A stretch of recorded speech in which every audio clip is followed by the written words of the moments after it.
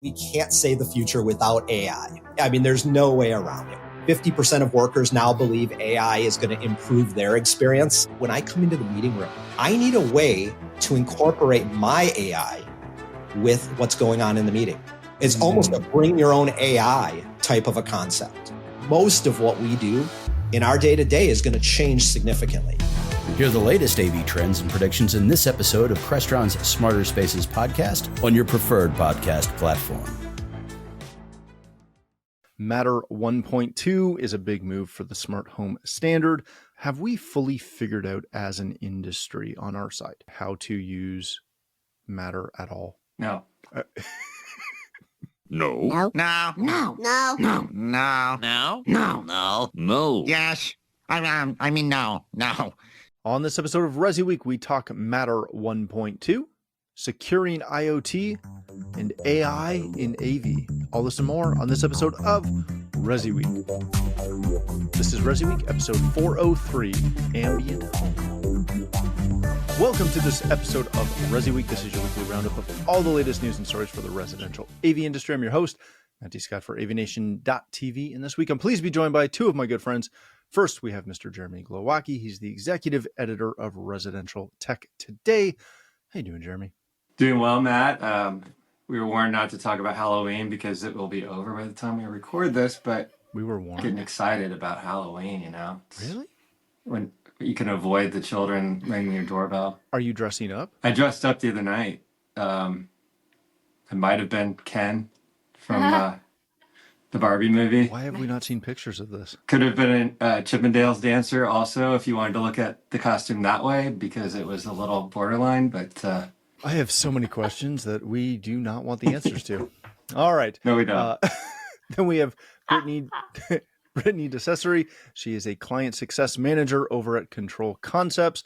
How you doing, Brittany? I'm doing great and loathing Halloween in the exact opposite feeling of Jeremy. I like this. I was just trying to be positive. Actually, I loathe it too. I absolutely hate Halloween, so this is fantastic. There's nothing I love more than when it's over. Yep. It's ridiculous. All right. And when you listen to this, it will be over. So yeah, we'll all be happy. And moving into Thanksgiving, unless you're That's my favorite holiday. See, it's my wife's too. She's a huge Thanksgiving fan. There's no expectations. It's just you're together and you eat. Like, great. And watch football. It's great. Don't you have two Thanksgivings? I do. Yep. It's wonderful. It's absolutely wonderful. All right. Let's kick this off with a story that comes to us from The Verge. Matter 1.2 is a big move for the smart home standard. After a year in, Matter continues to add support for a variety of things, including fridges, robot vacuums, smoke alarms, etc., etc. And it is a major step forward to the complete, and I'm going to add quotes here, smart home. Read through the article. It does do a very good kind of overview of where Matter is right now, as well as where it's going with the new 1.2 spec that just came out this week, about a year after the initial launch, which is kind of cool to see. As always, this will hinge on manufacturer and device support, which is, again, seems to be a fairly good investment at this point. Jeremy, have we fully figured out as an industry on our side? Have we figured out how to use Matter at all? No. Quick answer. I don't think so. I don't think a lot of people in our industry really are following Matter that closely. And I think it's not even a wait and see. It's just, it's not relevant yet. And I think that we're obviously finding out that, you know, it's getting further along in its capabilities in big appliances, but this is just a spec. It's not actually in these products yet. Mm-hmm. And even if it were starting to find its way into some of these washers and dryers and fridges and things that are in their little picture here, there would be, you know, you would have to have that whole family of products new and improved in your home for these things to talk to each other. It's great for the future, I think, down the road for those who want connected appliances, a quote-unquote smart home that aren't looking to hire a professional integrator necessarily, having these things eventually, not next year, not the year after that, several years down the road, I think, when all these appliances are upgraded, there's some stuff that could happen here. There's use cases that are very well covered in this article. I think it's a really great article. It covers like all the possibilities, but then sort of says, let's back up and say this is not real yet. Yeah. Down the road, we'll see some of this stuff. But our industry, this, integration is what our industry does. We don't need Matter to make that happen on a lot of it. Now, a lot of these appliances, maybe we're not connecting, but we maybe don't need to. I have a new washer, a new washer that tells me when it's done, or it needs a maintenance update of some sort or a cleaning cycle. And I find that really useful. It's one app, it's one little feature. I don't necessarily need that integrated into a whole smart home scenario. And that's kind of what she's talking about here. You don't want that on every touchpad in your house? Oh, no, I don't. Yeah. By the way, Jeremy, your laundry's done. Right. I mean, so many of us, our touchpad is our smartphone. And as long as my phone tells me, the little warning, something is done, needs to be serviced, whatever, that's all I really need. I don't need an alert on everything. Now, if you're talking about security, safety kind of stuff, maybe you would want to see that throughout. But, I mean, we can get into what some of these use cases are. And there are some good ones that are sort of safety, life safety kind of, integrations, which could work down the road, turning off ventilation, that sort of thing, or running it differently. So there's possibilities here. I just don't think our industry is really that aware of Matter yet. That's a good point. Brittany, is there an integration push for this yet, or is it still just a connection? Because that's what it seems to be to me. And like one of the things that they hit on is, you'll finally be able to control your robot vacuum in the Apple Home app, which I have and accidentally opened the other day and went, oh yeah, I got 3 out of 47 lights that are connected to my Apple Home app. That's useless. But connected is one thing, integrated is a whole other thing. Is that the divide right now? Well, yeah, I think you're looking at, you might be able to make that initial connection, but if I can only do 2 of the 30 functions that the device does within that, what good is it?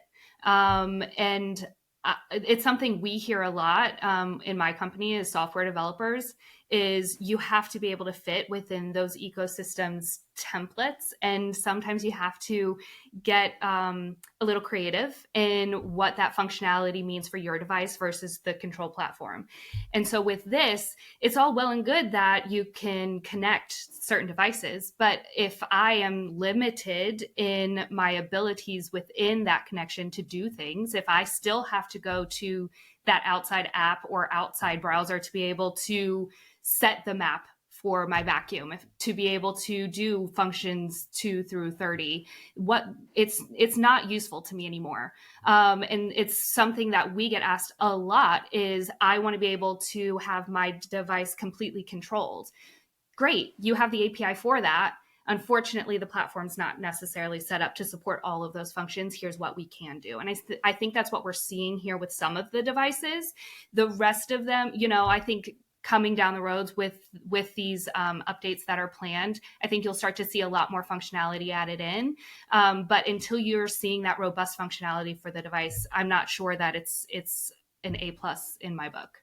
This stuff just always reminds me of Sonos, which I'm just going to use as an example, where it works so well natively. And then every time it's skinned and thrown into most automation platforms, it's like, yeah, you can trigger a playlist and you can hit a room and maybe join something. And it becomes that whole, yeah, but if I open the Sonos app, I can just control everything. Like, yeah, you can. Right. But, it's great because it's all integrated and it's all on one app. All right, let's leave that one there for a second. Move on to our next story. This comes to us from CE Pro, Securing IoT, Shaping the Future of Digital Security. Go read through the article. It covers some really good things as far as where IoT is today, including the challenge of vulnerabilities and trust issues, the knowledge gap that's still there, and then the whole aspect of IoT security. And to throw back to our last article, how Matter is kind of helping with that a little bit. Brittany, I want to start with you on this. Mm-hmm. Kind of to the same conversation we just had. Are we ready as an industry for IT, or is IT not ready for us yet? Are we still in this arm's length relationship with IoT devices? I think we are, in my opinion. Let's be honest. The last thing anyone wants to be is inconvenienced. And if, in order to make these devices secure, it's going to involve some inconvenience on the consumer. And our homes are really, you could have all the secure devices you want in your home, but it's only as secure as the weakest link. And how many people have actually changed the default password on their router? Very few. And I think when we're talking about devices, you want to make them as simple as possible for the consumer. You want to make it simple in the home. But if my grandmother can plug it in and make it work, I doubt it's the most secure thing. And if it's the most secure thing, she's going to need a whole lot of help to be able to get it working in our home. So I think it's this give and take, and none of us want to be inconvenienced. And I don't want to have to remember 50 different passwords that are so out there and so strong that I can never even think about what it was in the first place. And I'm not going to keep a written log of all my passwords. So there's a whole long way we need to go in terms of all of this on the residential side. And my husband's a security integrator, and he has begged and begged me to put smart locks on our house. And I'm like, no, I don't want that vulnerability in our home. So, it's one of those things where it's like, there are certain things for me where I feel secure in, and I'm okay with the security levels we've set in terms of our internet safety and security. And then there are other concessions I'm not willing to make as a homeowner. And so I think we just have to figure out where that sweet spot is. And I don't think we figured that out yet. But all I know is no one really wants to be inconvenienced. So if you're going to make it difficult, people aren't going to do it. That's a really good point. Jeremy, is Matter potential, does the potential of Matter sit to ease the majority of these concerns? It has potential to be significantly more secure as long as that's all enabled. It's overseen by the Connectivity Standards Alliance, which is, again, supposed to bolster that security aspect. Or is it back to the same thing of, as Brittany said, it can be as secure as you want, and an integrator can put it in and make it secure. And then the homeowner can order, some thing off Amazon or, their local hardware store and just throw your security profile out the window. I would like to hope that the companies that are involved in Matter are taking their time here and making sure that the spec is sound and that there are security features that go above and beyond what we're used to in other IoT products. But I think it's indicative of the kind of delicate nature of it that cameras and security systems still aren't part of the Matter ecosystem yet. Mm-hmm. So clearly they've realized this is our A1 number one security issue. Literally it's a security system, but cameras, you can't have those vulnerable. That's the one thing that if that got hacked, you could have some major problems with. So either they're just taking their time with that, or they realize that it's not ready for prime time in general. It's not easy to secure. I don't know what the scenario is there, but it is telling to me that those aren't in there. I agree that the goal here is to make this so simple for the homeowner, because otherwise they're going to hire someone to do it for them. And I loved in that previous article the terminology ambient smart home as the goal. Mm-hmm. I'd never heard that before. And that's where devices can talk to each other to take action on our behalf without us really having to get involved. And so I think for a lot of consumers who do appreciate tech and want to work with it, that's the ultimate goal, is just to have it like a home that anticipates things for you. And this other article, the CE Pro article, he makes the point that the difficulty of a lot of the IoT is that you don't know even where to go to make adjustments to the security features. You don't have that interface that's obvious, that you might have on your phone or, your computer. Some devices, it's not easy, and most people don't have the patience to go through that to make changes. So that's where the vulnerability comes from.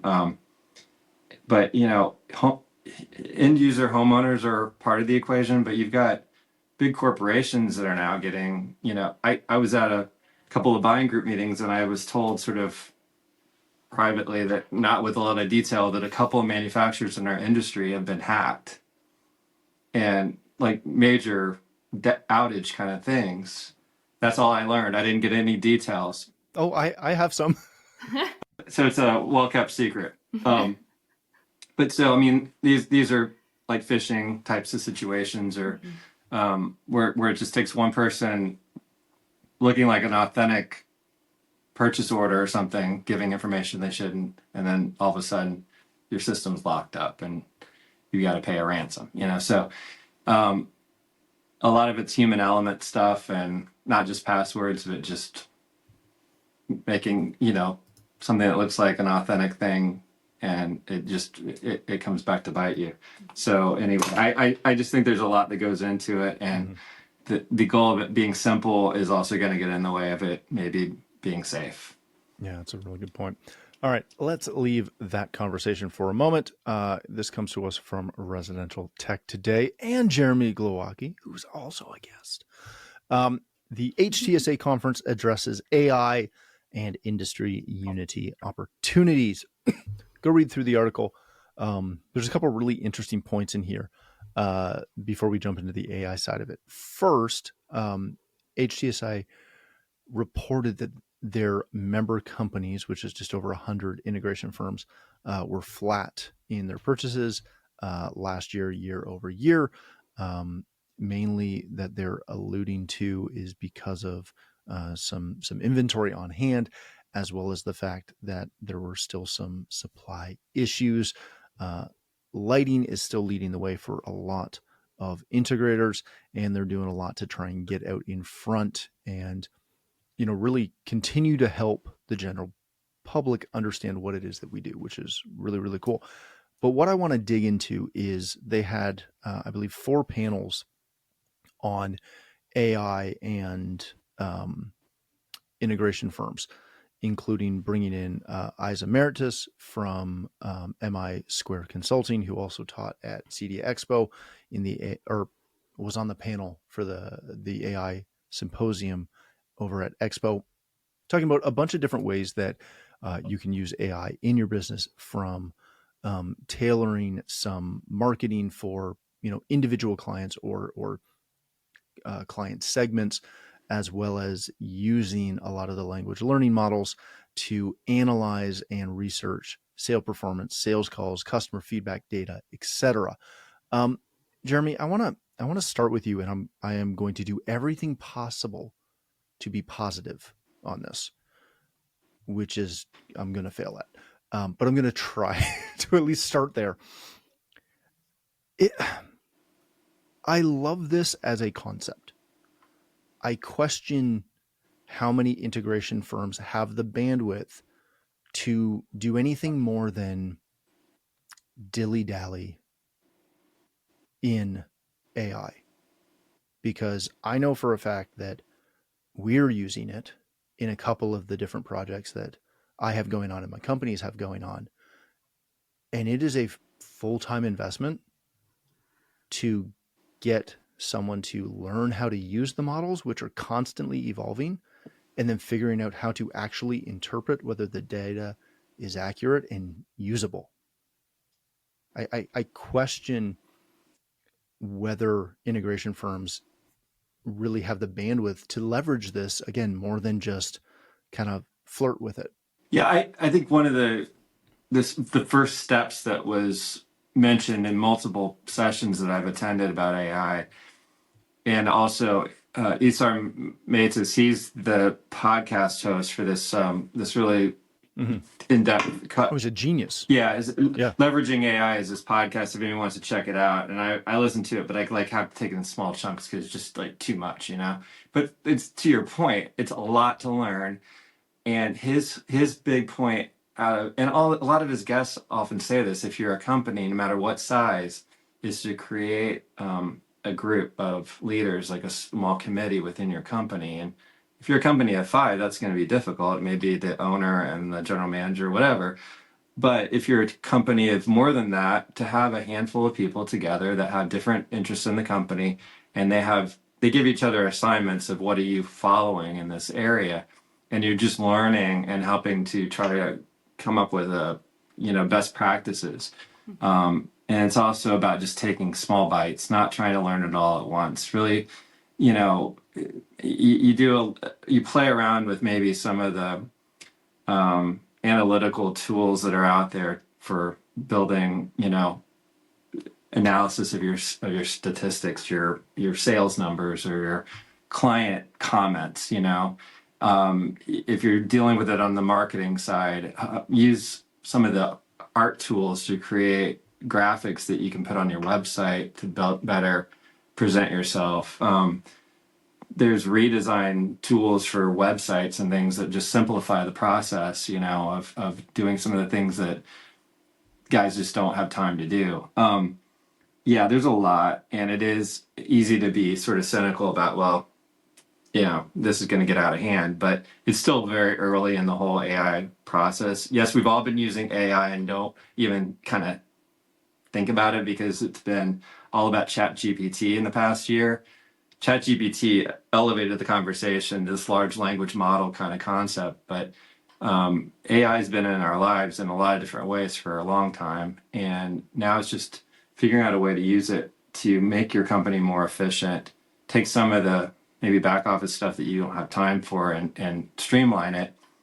I hear you though. It's easy to sort of say these small companies in the CI industry, as good as they are with tech, don't always know how to use these tools to run a business as they should. You can go back to D tools in the early days and people just say, I don't have time to learn how to use it. And then, missing out on opportunities. But this is something that's not going to go away, and it has to be addressed. So the best thing to do is just to start, to get a ChatGPT account, start using it, start learning things, get these lists of different software opportunities, and start playing with things and seeing where they fit into your business. All right, Brittany. I remember, because I've been around longer than I'd like to think about anymore. I remember having essentially the same conversation around social media. And dealers would sit on a panel that either I was on, participating in, or sitting in with as well. And someone would be up talking about how you can use social media to market your business, to grow your business, blah, blah, blah, blah, blah. And the majority of integrators, the majority of dealers would kind of walk out going, yeah, I don't have time for this. I'm not investing time into this. I don't care. I'm going to hire a kid to do it, blah, blah, blah, blah, blah. I feel that this is kind of the same thing, where if you just kind of play with it, right? You learn on it. You scroll through TikTok learning about AI for an hour one night a week, that you're not going to get anywhere. This is one of those things where one of my companies is using this from the video production side. And as long as we're fully invested in it, it's phenomenal. But if we just try to do it kind of here and there, it's a waste of time. Is that what this approach is going to be? Is this going to have to be an all-in approach? I think so. It's like Jeremy was saying, this is massive. This is more than just ChatGPT, like everyone's been talking about this year. This whole thing is huge, and social media is huge, and social media is constantly changing too. And so it's one of those things where if you're not living in it, if you're not always in it, you're always going to be behind, and you're never really going to be able to stay up to date on it. And I think there are so many unknowns to all of it as well that are keeping small businesses from using it and from starting to explore it. It's great when you're saying, I can get a template for a press release, or I can get a template for posts, social media posts for the next 30 days based off of the focus I have for this month. But when you're talking about really using AI from a sales strategy and a business strategy, that is, I think, quite an undertaking. And I think it's going to involve huge investments of time that not every small business is able to really take that investment in. And a lot of times, I mean, we just talked about how people are saying it's been pretty much flat from last year to this year, or even a decline in income and sales. And I think if I'm thinking about that as a business owner, I don't have the time to invest in AI. I need to invest in getting more sales, and I need to invest in getting more money in the door. And my learning of AI or my learning of a new tool is going to go by the wayside because I've got an immediate need that I have to focus on. So I think it's going to be us continuing to explore it, continuing to get these tools and these trainings on how we can utilize this, continuing to see people who are utilizing it, being those examples for us to be able to learn from. But it's definitely not something I foresee a lot of businesses ready to invest in yet. Yeah, that's a very good point. All right, ladies and gentlemen, let's leave it there. Thank you both so much for joining us. Brittany, if people want to connect with you, learn more about Control Concepts, where can they do that? You can learn more about Control Concepts at controlconcepts.net, and you can reach me on social at BrittDice. Excellent. Thank you, ma'am. Jeremy, my friend, if people want to connect with you, learn more about Residential Tech Today, hear your podcast, where can they do that? You can go to restechtoday.com to learn more about Residential Tech Today, and check out the podcast as well. And if anybody wants to find me on LinkedIn, I'm there as well, and trying to connect with the industry and the community. Excellent. Thank you both again for joining us. Thank you for tuning in. If you'd like to connect with me, you can find me on Twitter or X or whatever, at Matt D. Scott, and most other social platforms. But more importantly, please visit AVNation.tv, where you'll find this show as well as a wide variety of other shows with all the verticals that we cover. When you visit the website, please take a moment to check out our supporters. We are extremely thankful for their support and ask that you support them as well. Thanks again for watching. That's all the time we have for this episode of ResiWeek, the network for the AV industry. What are you listening to? This is AV. This is AVNation. This is AVNation. Hello, this is Steve Greenblatt, host of AVNation's A State of Control podcast. Each month, Rich Fregosa and I explore trending topics related to control, programming, and automation in the audiovisual industry. We speak with a variety of AV professionals who share their perspectives, knowledge, and experiences. Please join us for this monthly conversation. Check out A State of Control on avnation.tv or wherever you get your podcasts.